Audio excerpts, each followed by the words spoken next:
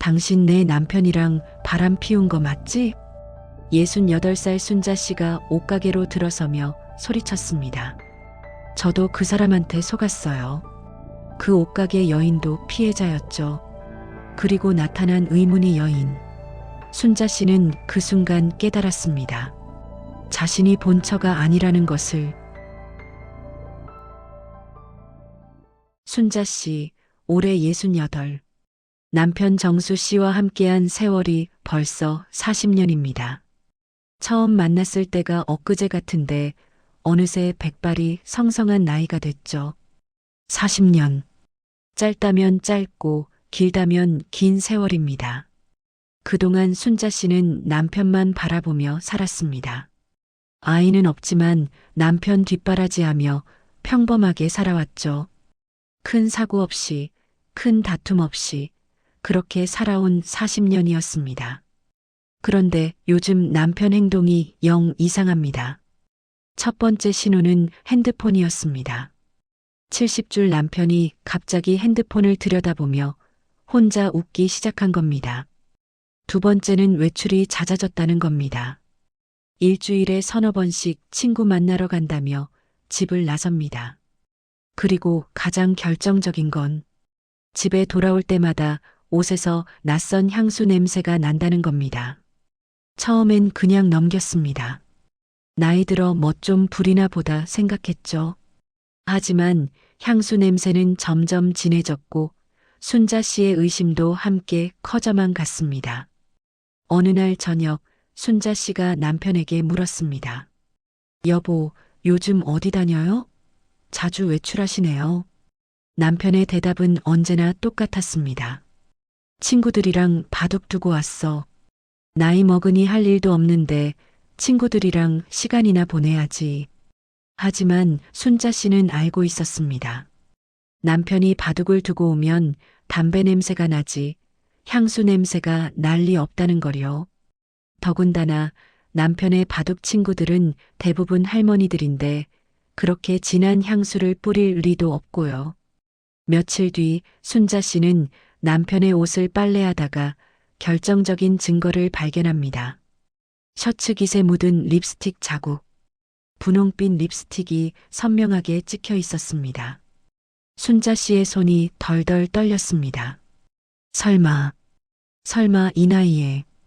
밤새 잠을 이루지 못한 순자 씨는 결심했습니다. 직접 확인하기로. 남편을 뒤쫓기로 마음먹은 겁니다. 40년 부부가 서로를 의심하게 될 줄은 꿈에도 몰랐죠. 하지만 순자 씨는 알아야 했습니다. 진실이 뭔지. 그렇게 순자 씨의 뒷조사가 시작됐습니다. 그날 순자 씨가 목격하게 될 광경은 상상조차 할 수 없는 충격이었습니다.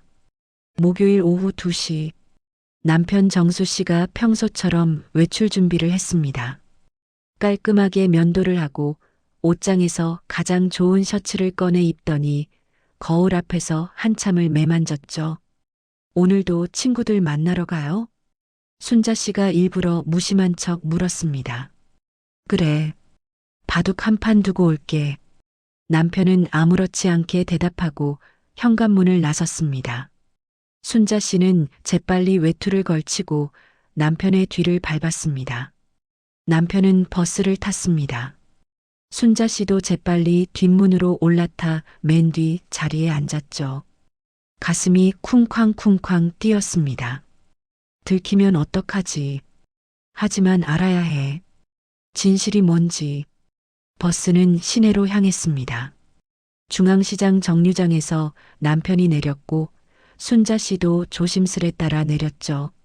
남편은 시장 골목을 지나 큰 길로 나왔습니다. 그리고 한 여성복 매장 앞에 멈춰 섰습니다. 엘레강스 부티크라는 간판이 붙은 작은 옷가게. 쇼윈도에는 중년 여성용 옷들이 정갈하게 진열돼 있었습니다. 남편이 매장 문을 열고 들어갔습니다. 순자 씨는 길 건너편 커피숍으로 재빨리 들어가 창가 자리에 앉았죠. 매장 안이 훤히 보였습니다. 그리고 순자 씨는 그 광경을 목격했습니다. 매장 안에는 단정한 차림의 60대 여성이 있었습니다. 짙은 남색 블라우스에 베이지색 치마를 입은 우아한 인상의 여인. 그녀는 남편을 보자마자 환하게 웃으며 맞이했습니다. 어머, 오셨어요? 기다렸어요. 둘은 마치 오랜 연인처럼 자연스러웠습니다. 여인이 남편의 팔을 살짝 잡으며 안쪽 응접실로 안내했죠. 순자 씨의 손이 부들부들 떨렸습니다. 눈앞에 커피가 보이지 않았습니다. 온 신경이 저 옷가게에만 쏠려 있었죠. 잠시 후 두 사람이 커피를 마시며 이야기하는 모습이 보였습니다. 남편은 평소 순자 씨에게는 보여준 적 없는 환한 미소를 짓고 있었어요. 그리고 그 여인의 손을 잡았습니다. 순자 씨는 그 자리에서 일어나 달려가고 싶었습니다. 하지만 다리에 힘이 들어가지 않았죠. 그저 멍하니 그 광경을 지켜볼 수밖에 없었습니다. 1시간쯤 지났을까요? 남편이 매장을 나왔습니다. 그 여인도 함께 나와 배웅했고요. 순자 씨는 재빨리 고개를 숙였습니다. 남편이 지나가길 기다렸다가 다시 그 뒤를 밟았죠. 남편은 근처 한정식 집으로 들어갔습니다. 10분쯤 뒤 그 옷가게 여인도 나타나 같은 식당에 들어가더군요. 이제 확실했습니다. 남편이 저 여자와 바람을 피우고 있다는 걸. 순자 씨는 집으로 돌아왔습니다. 그날 밤 잠을 한숨도 이루지 못했죠. 40년을 함께 살았는데 내가 뭘 잘못했길래 이 나이에 바람을 피우다니. 머릿속이 복잡했습니다. 화가 나면서도 슬프고 허무하고 억울했습니다. 며칠 뒤 순자 씨는 다시 남편을 미행했습니다. 증거를 더 확보해야 한다고 생각했죠. 이번엔 핸드폰으로 사진도 찍었습니다. 둘이 손을 잡고 걷는 모습, 식당에서 마주 앉아 웃는 모습, 헤어질 때 가볍게 포옹하는 모습까지 모든 게 명확했습니다. 순자 씨는 결심했습니다. 더 이상 참을 수 없었습니다. 다음 날 순자 씨는 홀로 그 옷가게로 향했습니다. 분노가 폭발하는 순간이 다가오고 있었습니다. 화요일 오후, 순자 씨는 엘레강스 부티크 앞에 섰습니다. 깊게 숨을 들이마셨습니다. 가슴속 분노가 터져 나올 것 같았습니다. 참고 또 참았지만 이젠 더 이상 참을 수 없었습니다. 순자 씨는 거침없이 문을 박차고 들어갔습니다. 매장 안에는 손님 2명과 그 여인이 있었습니다. 여인은 손님에게 옷을 권하고 있었죠. 순자 씨가 큰 소리로 외쳤습니다. 당신이 그 여자야? 남의 남편 꼬셔서 재미있어? 매장 안이 순식간에 얼어붙었습니다. 손님들이 놀라 뒤를 돌아봤고 옷가게 여인은 당황한 표정을 지었죠. 무슨 말씀이세요? 손님이 누구시죠? 모르는 척하지 마. 정수 씨 알지? 내 남편이야. 내가 다 봤어. 순자 씨는 핸드폰을 꺼내 사진들을 보여줬습니다. 남편과 이 여인이 손을 잡고 있는 사진, 식당에서 함께 있는 사진. 이게 뭐야? 설명해봐. 손님들이 수군거리기 시작했습니다. 저런 불륜이래. 이 나이에도 저런 일이? 옷가게 여인의 얼굴이 하얗게 질렸습니다. 하지만 그녀의 눈빛에는 당황함과 함께 뭔가 다른 감정이 스쳐 지나갔습니다. 손님, 아니 부인, 저도 할 말이 있어요. 하지만 순자 씨는 듣지 않았습니다. 화가 머리끝까지 치솟아 있었죠. 손님들 앞에서 웃기지 마. 40년을 함께 산 남편을 빼앗아 놓고. 순자 씨는 옷걸이를 집어던졌습니다. 진열대 위의 옷들을 바닥에 쏟아냈죠. 이 옷들도 우리 남편 돈으로 산 거지? 응? 손님들은 황급히 매장을 빠져나갔습니다. 매장은 순식간에 아수라장이 됐죠. 그때였습니다. 옷가게 여인이 조용히 하지만 단호하게 말했습니다. 부인, 진정하세요. 저도 피해자예요. 순자 씨가 멈칫했습니다. 뭐라고요? 여인이 핸드폰을 꺼냈습니다. 그리고 사진 한 장을 순자 씨에게 보여줬죠. 사진 속에는 순자 씨의 남편 정수 씨가 있었습니다. 그런데 옆에 있는 건 순자 씨도 이 옷가게 여인도 아니었습니다. 전혀 모르는 다른 여자였죠. 이게 뭐예요? 순자 씨의 목소리가 떨렸습니다. 옷가게 여인, 이름은 미숙 씨가 쓸쓸하게 웃었습니다. 저도 당했어요. 그 사람한테, 정수 씨가 저한테 거짓말했어요. 자기가 독신이라고, 부인이 10년 전에 돌아가셨다고. 그런데 우연히 그 사람 핸드폰을 봤어요. 카톡에 영숙이라는 이름으로 저장된 여자와 다정한 대화를 나누더라고요. 그 사람을 몰래 미행했더니 이 여자 집에 들어가는 걸 봤어요. 그래서 사진을 찍어뒀죠. 순자 씨는 어안이 벙벙했습니다. 자신의 남편이 자신과 미숙 씨뿐 아니라 또 다른 여자까지 만나고 있었던 겁니다.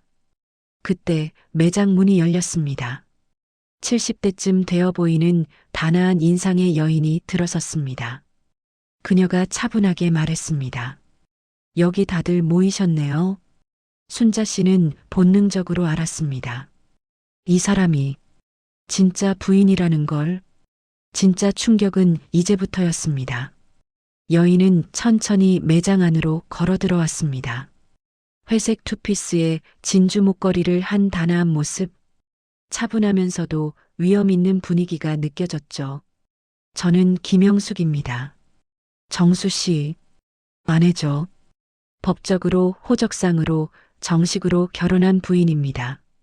순자 씨의 얼굴에서 핏기가 싹 빠졌습니다. 다리에 힘이 풀려 옆에 있던 의자에 주저앉았죠.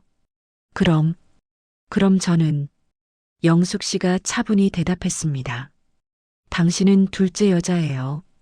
사실혼 관계도 아니고 그냥 첩이죠. 그것도 모르고 40년을 산 겁니다. 영숙 씨가 천천히 이야기를 풀어놓기 시작했습니다. 정수 씨와 저는 25에 결혼했어요. 1975년이었죠. 정식으로 혼인신고도 했고 아이도 둘 낳았습니다. 그런데 그 사람이 사업을 한다며 지방으로 자주 내려갔어요. 처음엔 몰랐죠. 그게 바람을 피우러 가는 거였다는 걸. 10년 전쯤 우연히 알게 됐어요. 남편이 다른 여자와 살림을 차리고 있다는 걸. 그게 바로 당신이에요, 순자 씨. 순자 씨는 말문이 막혔습니다. 자신이 본처인 줄 알았는데 알고 보니 첩이었던 겁니다. 옷가게 주인 미숙 씨도 고개를 떨구었습니다. 저도 속았어요. 정수 씨가 1년 전에 제 가게에 처음 왔을 때 자기는 혼자 산다고 했어요. 부인은 10년 전에 돌아가셨고 자식들도 다 출가해서 외롭게 산다고 하더라고요. 착하고 외로워 보이길래 저도 남편과 이혼하고 혼자였거든요. 그래서 마음을 열었죠. 그런데 한 달 전 우연히 그 사람 핸드폰을 봤어요. 순자 씨한테 보내는 문자도 있고 영숙 씨한테 보내는 문자도 있더라고요. 영숙 씨가 가방에서 서류 봉투를 꺼냈습니다. 이혼 서류예요. 이미 변호사와 상해 끝났고 다음 주 법원에 제출할 겁니다. 재산 분할도 청구했어요. 우리 명의로 된 집, 예금, 연금 전부 다 받아낼 거예요. 그 사람이 40년 넘게 나를 속이고 다른 여자들과 살았으니 위자료도 당연히 받아야죠. 영숙 씨의 목소리는 떨림 없이 단호했습니다. 순자 씨는 울음을 터뜨렸습니다. 저는 정말 몰랐어요. 정수 씨가 결혼한 사람인 줄, 40년 동안 진짜 부부인 줄 알았어요. 제 인생을 다 바쳤는데 첩이었다니. 영숙 씨가 차갑게 말했습니다. 몰랐다고요? 40년 동안 혼인신고 한 번 안 하면서도 몰랐어요? 명절에 시댁 한 번 안 가고 남편 친구들 한 번 안 만나면서도 의심 안 했어요? 알면서도 모른 척한 거 아니에요?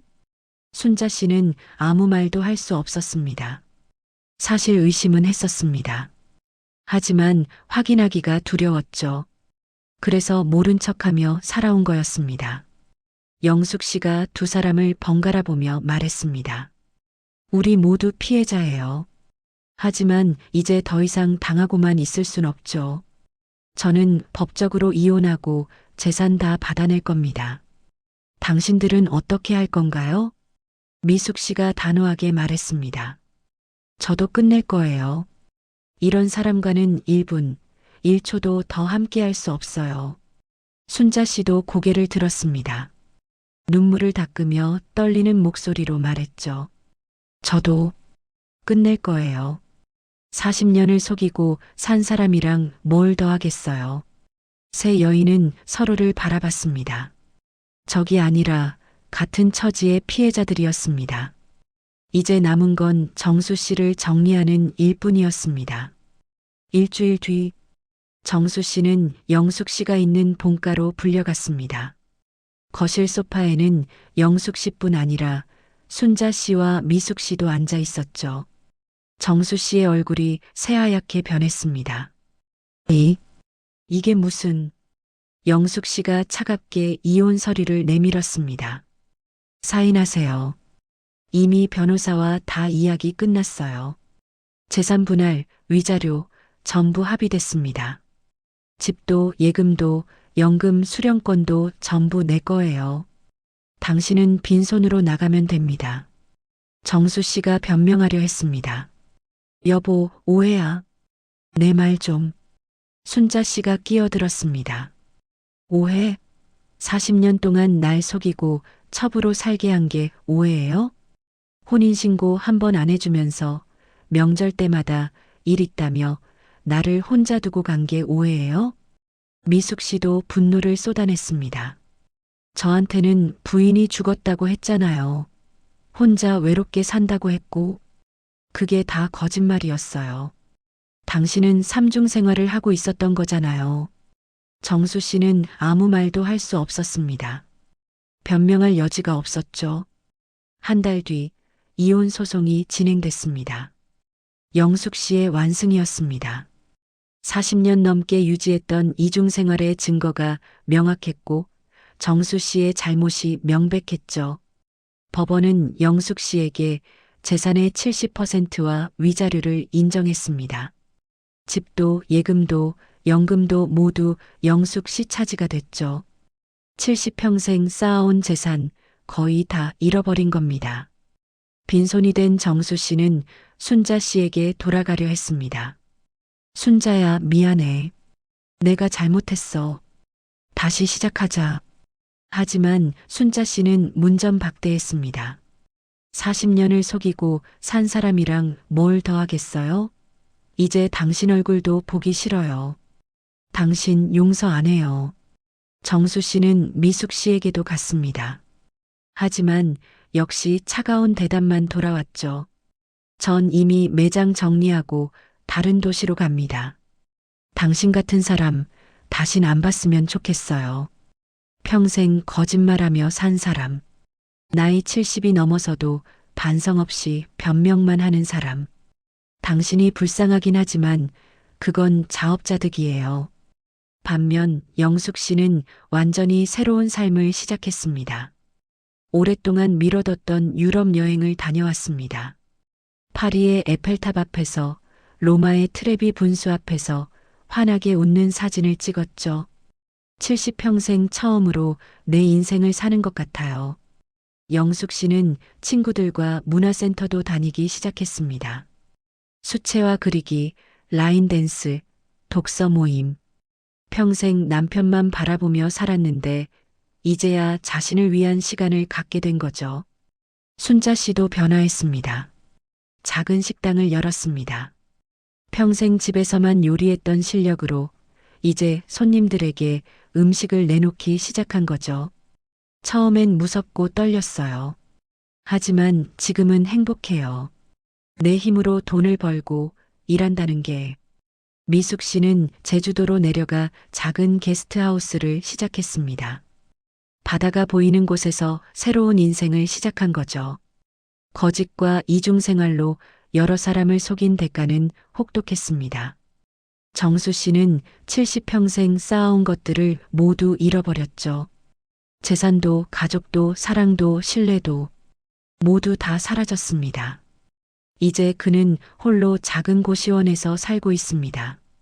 아이들도 친구들도 아무도 찾아오지 않습니다. 거짓말의 대가는 이토록 처참했습니다. 하지만 진실을 마주한 여인들은 달랐습니다. 당당히 새 삶을 시작했죠. 영숙 씨는 이렇게 말했습니다.